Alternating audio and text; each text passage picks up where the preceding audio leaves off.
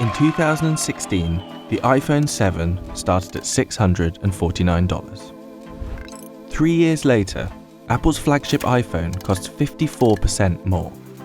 It's even more dramatic for the Mac Mini. When Apple released its new model, the price increased by 60%. These prices bring in huge profits for Apple. As the US's first trillion-dollar company, Apple's market cap is higher than the GDP of Switzerland. So what makes Apple products so expensive? Apple has, over the years, built a reputation for quality and the industrial design of its products. That reputation has created millions of loyal customers. I've been here about 36 hours now. Man, I'm super excited, I'm not even gonna lie. I can't wait to get my hands on it, man. It's only £1,000, man.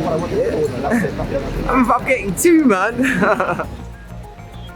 So that brand loyalty translates into a premium that they're able to extract from customers who are unwilling to switch out of the Apple ecosystem.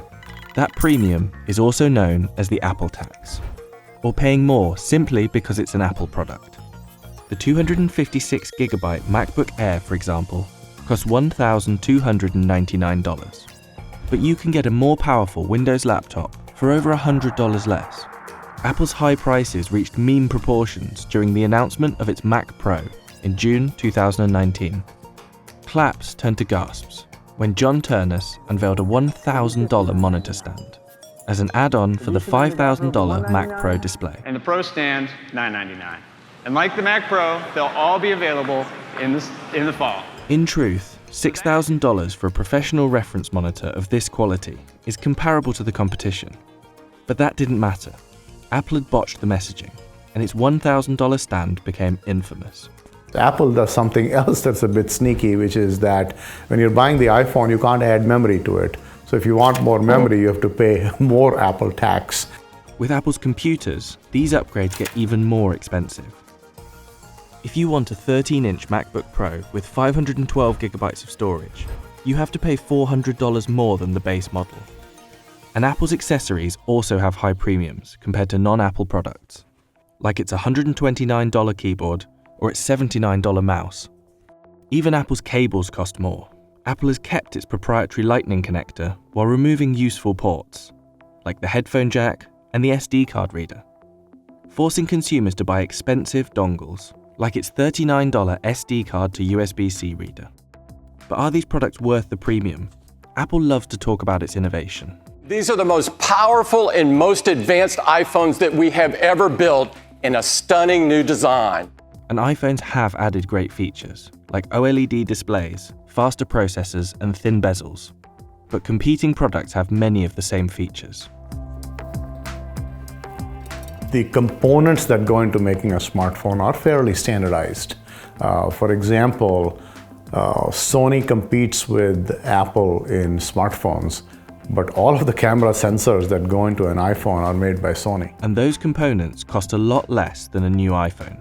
The bill of materials is about $490 for a phone that is priced at $1,099. As a comparison point, the Galaxy S10 Plus is about $420 bill of materials for a price of $999. Something changed when Apple released the iPhone X. Not only was it more expensive, but the difference between the bill of materials and the retail cost was much greater. Obviously, Apple wants to make a profit, so the bill of materials has to cost less than the device. What makes Apple special is its ability to pull larger profits than its competitors. Instead of a technology company, think of Apple as a luxury brand. As with Gucci or Hermes, customers pay more because the logo is a status symbol. That handbag isn't a more functional bag, but customers still value it more. So our products become an extension of our personality. I value elegance, I value design, I value simplicity, I value it just works. And that is what inspires a lot of loyalty and allows Apple to extract a premium for their products. Why are Apple products so expensive? Because the design's very sleek. I think because they make premium hardware and and people are willing to pay for a simple, seamless experience. They're catering to people that really love ease of use and user friendliness, and I think that layer of design probably costs a little bit, and I'm happy to pay for it. They are expensive because they know we will buy all of their things, no matter how expensive it is. Samsung, Android, Apple, thank you. I think that customer loyalty is hard to earn, but when you do earn the customer loyalty, love is blind. But this strategy might not work forever. Competition with less expensive Android phones has got steeper, and that's put the iPhone's market share at risk. Apple's performance in India is pathetic to the point that their market share has now slipped to less than 2% and has become completely irrelevant. And the primary reason there is that the price points are simply unaffordable for the Indian market. If Apple can't sell more iPhones, it might have to sell fewer iPhones for more money. Charging a premium allows Apple to keep increasing its revenue. Even if its biggest category, the iPhone, is declining. See, whenever you create a new product, what you want to do is to extract all of the premium that you can from the higher end customers, people who are willing to pay a premium.